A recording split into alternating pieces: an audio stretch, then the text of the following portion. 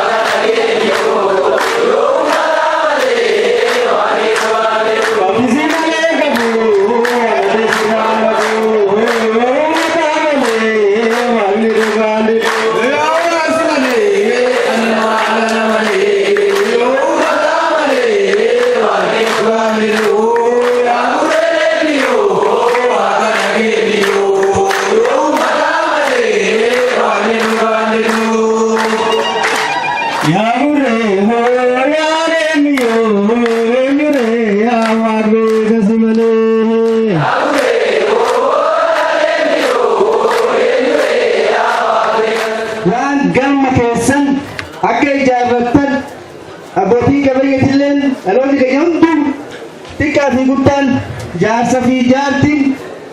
dargaggeechi fi shamarran waan keessan bira akka dhaabbattan aadaa keessan bira amantii keessan bira heera keessan bira akka dhaabbattan isiidhaama horaa bulaa deebana homaa isin danda'ini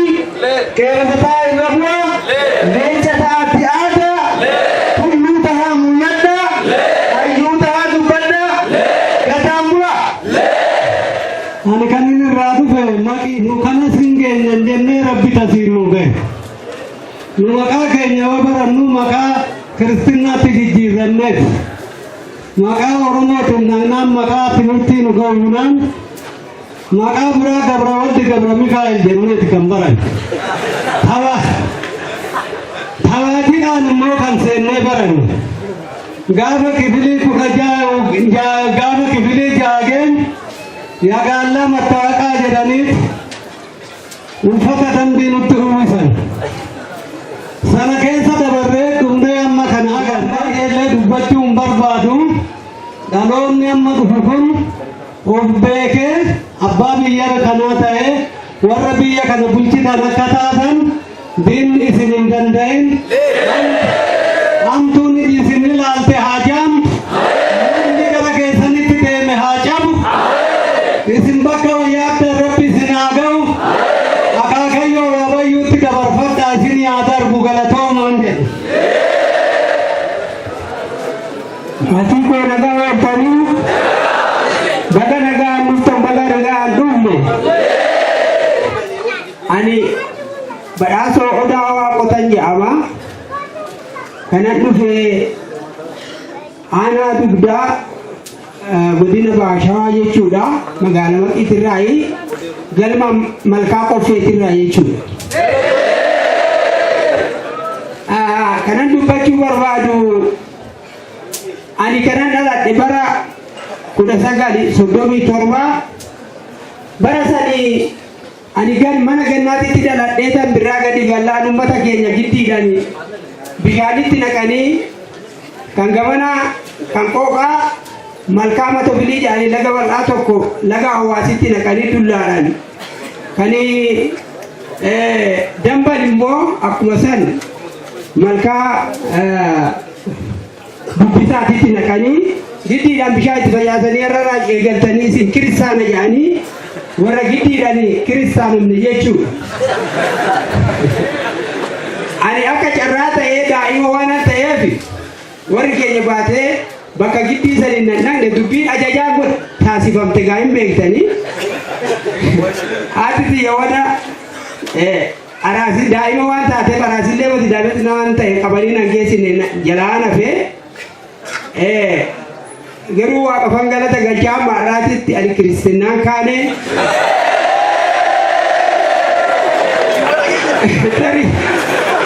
tarii oromiyaa keessatti akka kiyyaa hoo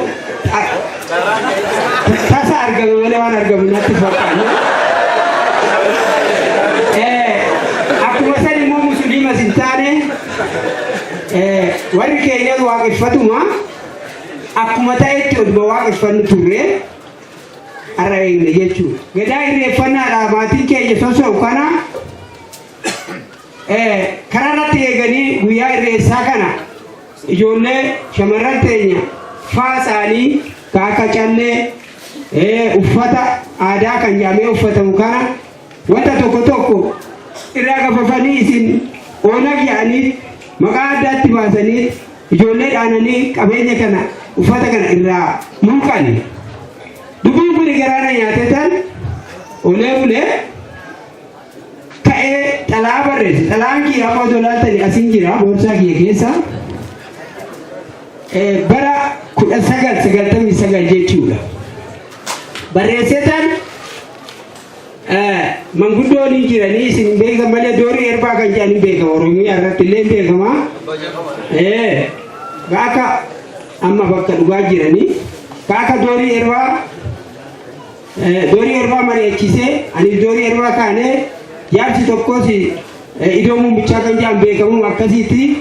tokkos immoo korbuu badhaasoo jedhanii manguddoo sana taane waraqaa ani barreesse qabannee iyyannoo bulchiinsa aanaa dugdaa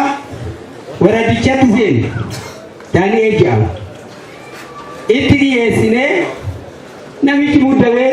xalaatii alafaa ka'ee baddanii nu balleessinaa jedhe. Amma kaaseena dhayyeetan isinitti maadhiifama naa godhaati. Dhiifama naa godhaati maal yakka maal hojjenne maal baddalleeti amantee kan warra musliimatis warra kiristaanatis nagamumaan gaggeeffama. Hin dhaadhessitanii fi guyyaa ayyaana isaatiin siin lallabdanii fi keenya kun akkamitti siyaasa maal ofirraa qaba maal amantee duudhaa dhuftu abbaa akaakayyuudhaan irra dhumne abbaa Oromoo kana maaliif duubatti deebitanii siyaasatti galchitan achi keessan gallu nuti amantee keenya gaggeeffannaa dhimma nagaa keessan nu gaddii kaa koreenaa dhaabbatu galma hin ijaarranna egaa waaquma tafaan na kaa'e jechuudha. Galma hin ijaarranna bakka awwaalatti dhabne warri amantee Habashaa nu awwaalchisaan jiru waaqeffattoota jedhanii faanfanamaa jiran jeen iyyannoo kanatu dhiyaata. Dubbiin dheeratti isiniifan gabaabsaa namichi rakkannaan beellama nu qabee malkaa qoffeetitti wal geenye achirratti koreen dhaabbatee koreen sun hunduu egaa dhiifama naa godhaati maatii dhaabbata isaan wajjin jiru ka Oromooti jechuudha. Ebelullee jiru. Nuyi duubatti hafnee warri kana eegallee deemnu manguddoon siyaasanis nama 15 itti filan. Kuni bareeda kana hin barbaanna. Garuu wanti kun galma nu haa ga'u jennee qaxaroo beellama qabannee guyyaa qorkeeti achitti kana hojjannee roobii gallee kamsi obboroo odoo lafti hin bari'in kilaashuutti mataarra na dhaabatu. Akka kanaan dabarsinee ani ganna tokkoon manuma hidhaa keessa baheetaan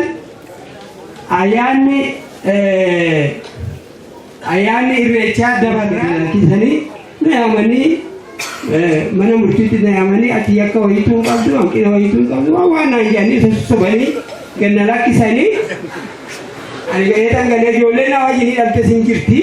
ijoollee tiyya si dhaayaasitan isaa yaa ammalee ani hin bahu jedhee nuyi gallee amma amanteen kun hamma kana itti yaadofne itti dadhabnee jirra har'a isinoon argu ani waan lama dhalaan natti fakkaata. Dhugaa waaqatan isiniin jaa yoo akkanatti wanti kun gaggeeffamu bakka lammummaan dhaladhe kun ajaa'iba yoo waan ani yaadin achiin ani dubatti deebi'ee tan callisee loonuma kiyya tiffattuutti gaddeebi'ee amma gaasisiqtee galmis kunoo ifaajjii keenya keessaniin ijaaramee amanteen keenya Oromiyaa hundarra naanna'ee Afrikumaa dhuunfachuu hamma ka'e kanatti kuni na gammachiise tan isin keessatti umurii kanaan argamee galma keessaa isi ba'aan jiru ijoolleetii walumaanan jira achittis kanarra jira amma ani wanti ani yaadu ergaan ani dabarsu dhaloota haaraa kana baay'ee itti gammade asumaan nu jajjabeessee fiixa nu haa baasu waaqni nuyi warri jaarsotaa warri sammuun gabroome kun sammuun teenya gabroomte warra namni sammuun gabroome yoomiyyuu naman ta'u yoo danda'e immoo falachuu qaba yoo danda'e yoo beekate falachuu qaba dubbiini gabrummaa san jala ciisanii waan turani fakkaattu dubbiin sanii moti dubbii tana beekatee warri jaar akka kiyyaa kan gabrummaa sammuutiin ilaalcha alagaa jalatti bule suni akka deebi'u galmi kunis immoo sagantaa irratti baafannee garuu wanti gaggeeffamu hunduu sagantaan ta'uu qaba sagantaa eeguun dirqama kana fanne eegicha fedhii qabna.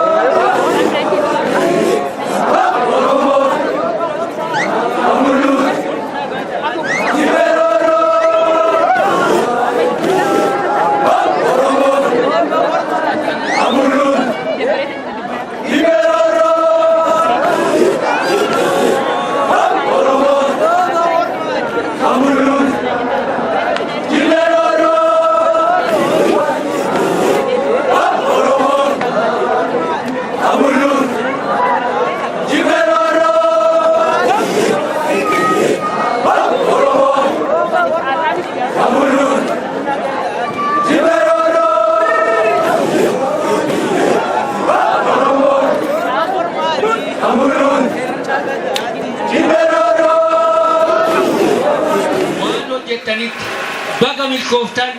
baga quuftan, baga kanaan geessan. Isini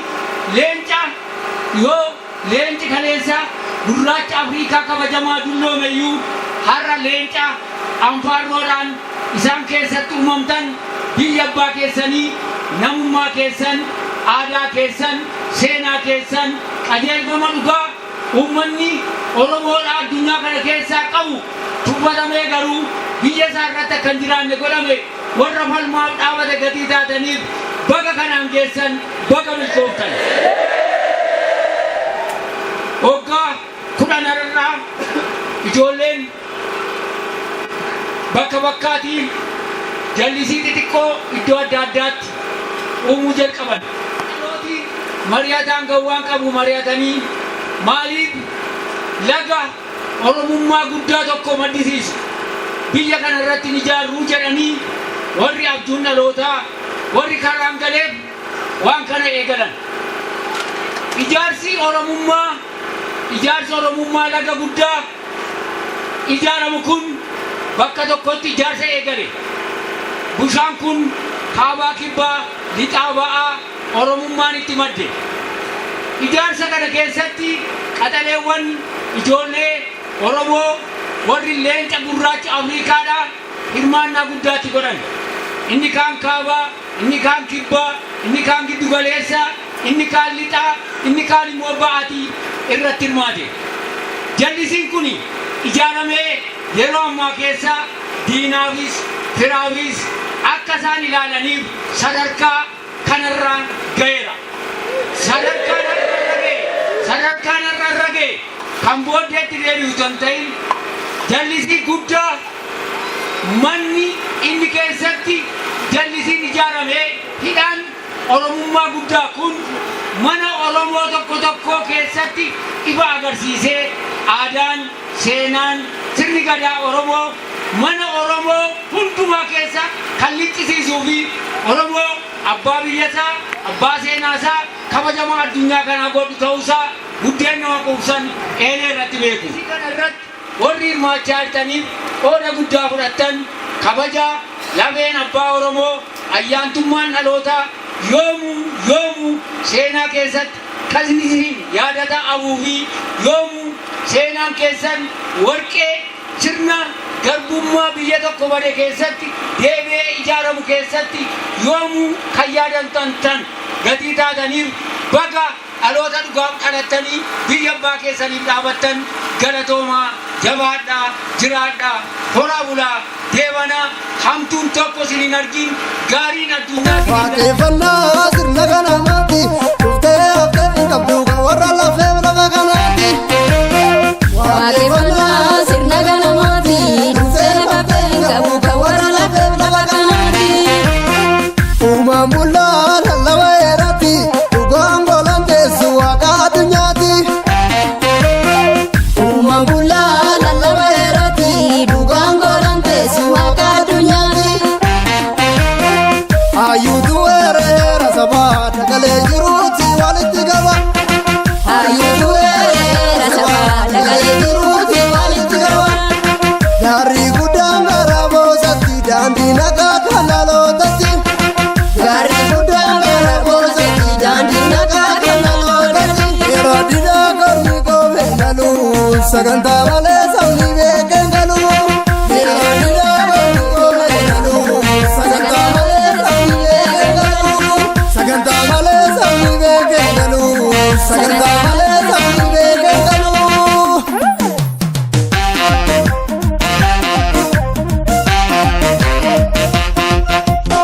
Fuula gazaatu biitee Afrikaati hin dabusu sammuu kalaqee kan warra jabaati sammuu kalaqee kan warra jabaati sammuu kalaqee kan warra jabaati kan warra jabaati kan warra jabaati. Waaqeffannaa sirna kanamaatti dhuftee haftee hin qabdu kan warra lafee lafa kanaatti. waaqeffannaa sirna kanamaatti dhuftee haftee hin qabdu kan warra lafee lafa kanaatti uumaan bullaa lallaba eeratti dhugaan golan teessu waaqa addunyaatti uumaan bullaa lallaba eeratti dhugaan golan teessu waaqa addunyaatti hayyuutu weereera sabaa dagalee jiruuti walitti qaba hayyuutu weereera sabaa dagalee jiruuti walitti qaba gaarii guddaan gara boosatti daandii nagaa kan dhalootatti gaarii guddaan gara boosatti daandii nagaa kan dhalootatti yeroo didaa kormi koomee galu sagantaa malee